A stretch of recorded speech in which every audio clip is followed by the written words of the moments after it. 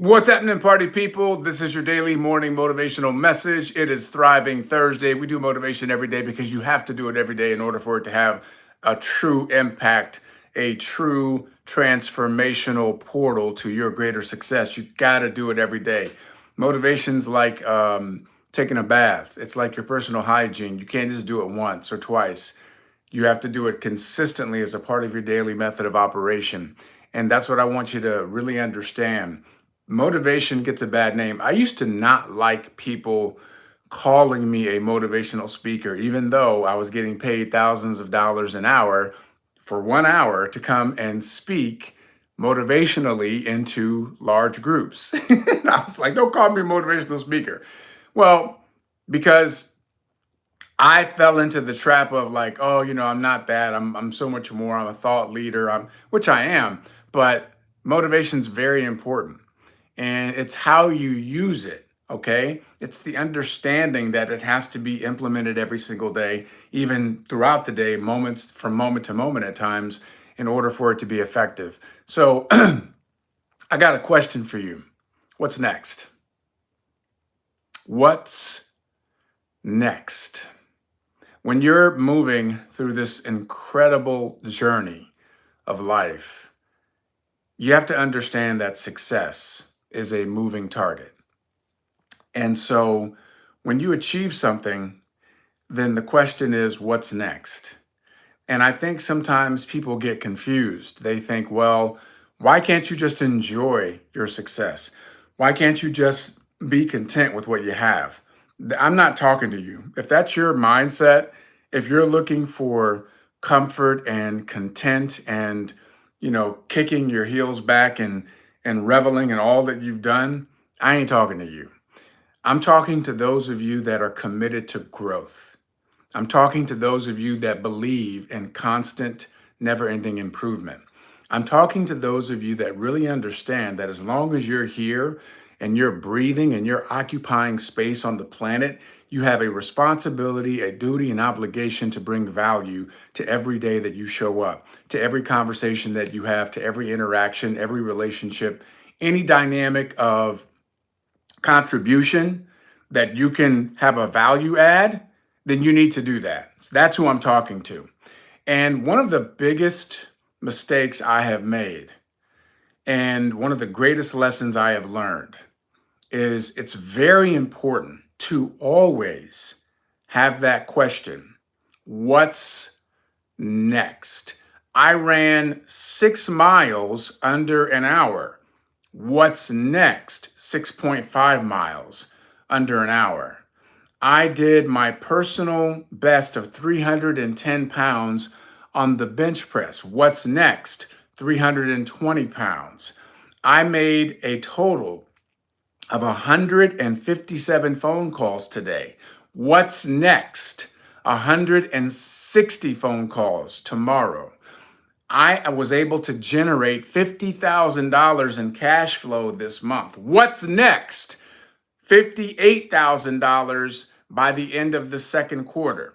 You have to have that question, and it's got to be burning a hole in your brain because you understand success is a moving target. And once you achieve something, you have to move on to what is next. And so many people, I've been guilty of this. I'm going to share with you one of my biggest mistakes. So many people, they achieve something, they do something, and then they celebrate. And they keep celebrating, and then they start to fall backwards. It's like the person who loses 25 pounds, they get excited, they're all like feeling good about themselves, they get clothes that can fit differently, and they got stuff hanging out, and they want to show off, but they revert back to old habit patterns because they don't understand that that old version of you can't wait to get back in the game.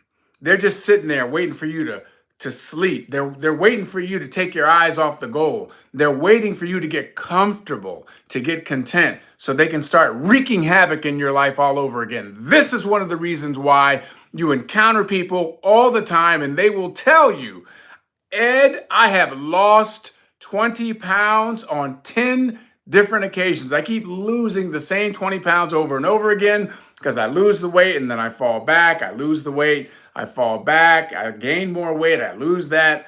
It's a yo-yo because they didn't ask themselves, what's next? I lost 20 pounds. What's next?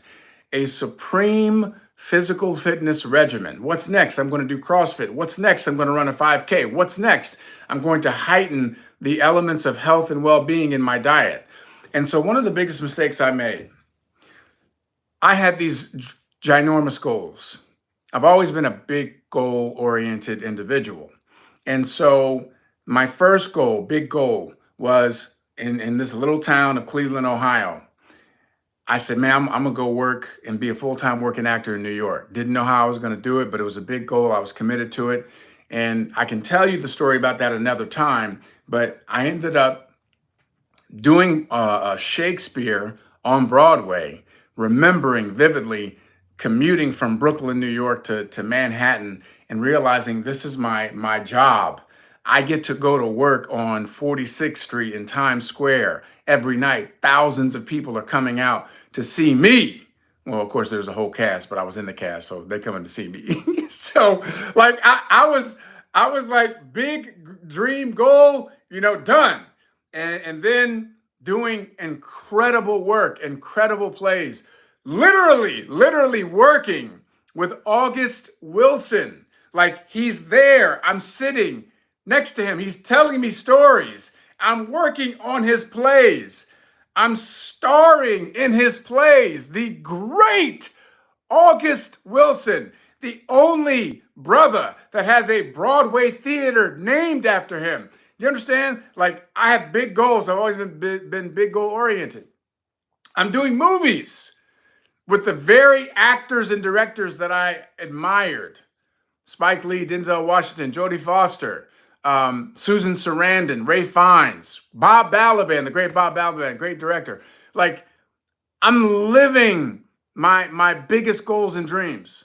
And so when I was acting, I always had a what's next, because you kind of have to have that, because if you ain't working, you can't eat.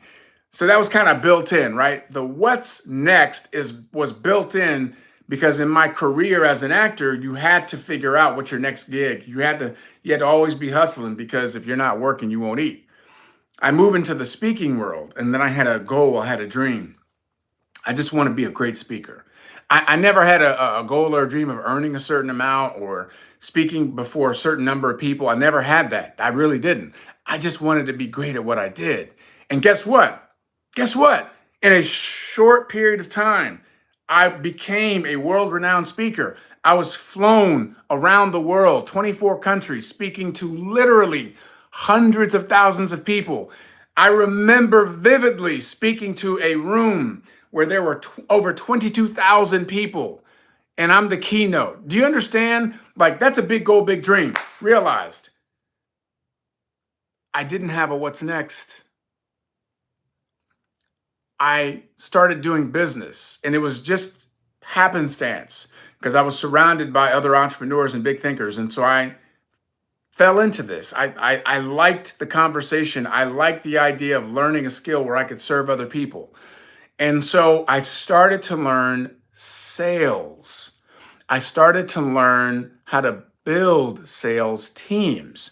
I started to understand and learn the power of leverage and how to create passive residual repeat income. And again, we can have a different conversation about the importance of leverage and how to build repeat income. But I was doing it at a very, very, very high level. And I began to earn income in the top 1% of the population. And more importantly, I began to develop and cultivate others to build and earn income that put them in the top 1% of income earners. I didn't have a what's next. Not only because I did have some goals when I went into sales and building sales teams, I did have goals. The problem was that I not only hit my goals and I hit them faster than I thought, I smashed my goals. I blew past them. And when I blew past them, I was lost because I didn't have a what's next. I didn't understand the importance of growth. You understand, like, I get emotional about it because it's not about the money, it's about the growth. And you ever heard of people, they talk about self sabotage, where like somebody will win the lottery, right? And they get all this money, but psychologically, intellectually, they're not prepared. They're not able to process because they didn't earn it. They're not psychologically prepared. They didn't earn it. So a lot of people that win the lottery, they lose it within a very short period of time. You can go and research these stories. You'll hear about rich kids, right? Kids that inherit a fortune, and they're assholes and they're entitled and they bring no value to the marketplace. And there's nothing there that anybody wants to emulate other than somebody giving them money because they didn't earn it. They're not psychologically prepared. Well, ladies and gentlemen, if you don't cultivate and develop your identity as someone who's committed to perpetual growth in every area of your life, I was still am very committed to my personal growth in terms of my discipline, my workouts, my health, my well being, my relationship, how I treat people, my work ethic. I didn't develop myself financially, though. Are you with me? I didn't develop a financial identity. So when I started making way more money than I could ever possibly spend, I didn't relate to it. I was never someone that was driven by money or motivated by money. I wanted my choices, like I wanted my financial independence, but I didn't get validation. Like I didn't feel like, oh, I'm special because, I make all this money. I never felt that way. It was just like, okay, it's just a tool. But I didn't have a philosophy, I didn't have an identity, I didn't have a what's next. This was my biggest mistake. And you know what I did when I was doing all of these things? I did nothing. Nothing. I took my time and I continued to pour into other people. I was always available, but I took no time to really start to focus aggressively on cultivating my own financial identity, my own financial philosophy. Because I didn't grow up learning about money. I didn't grow up learning about leverage or, how to build sales teams and repeat income and residual. And I didn't know anything about that until I was actually doing it. So when I did it the first time, it was new. And sometimes when you're new to money, we call new money dumb money. I was dumb.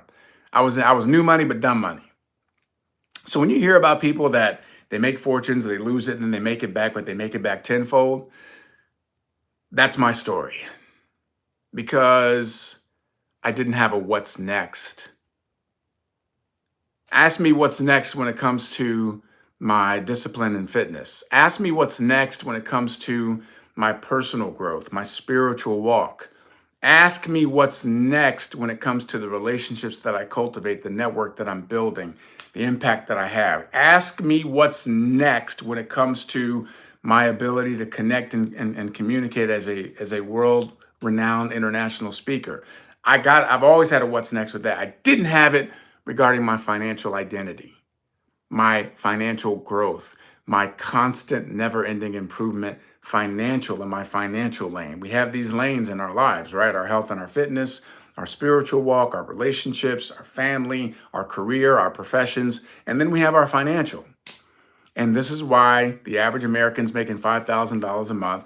This is why the average American is overworked and underpaid. This is why the average American could not figure out $1,000 emergency right now because they didn't take the time to ask themselves what's next. And the reason I get so emotional about it is because I know what we are capable of. I'm not just talking about me, I'm talking about you. I'm not just talking to you, I'm talking to me. I know we're capable of so much more. I know that you are selling yourself short. I know that you have had moments of greater aspiration and bigger dreams and goals, and then you talked yourself out of it. I know you have, because I've done it. And sometimes people will look at me And they'll say, damn, man, you've done this, you've done this, you've done this, you've done this. Holy shit. Means nothing, because it only matters what's next. It only matters, what am I going to do for you today to build a better tomorrow? You see, ladies and gentlemen, here's what I know for a fact. Me personally, I have been bought and paid for by the blood of my ancestors, by their sacrifice, by their vision, by their willingness to sacrifice and give up their goals and dreams so that I could have the luxury to pursue my own. I don't take that lightly. I do not take that. I've never taken that lightly.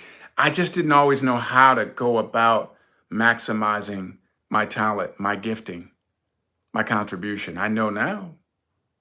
I've mastered some things now. So I'm just in execution mode. I'm very excited about what I'm building. I'm very excited about what's coming, what I'm producing, what I'm creating, the lives that I'm impacting, and the lives I'm going to impact. I'm fired up about that.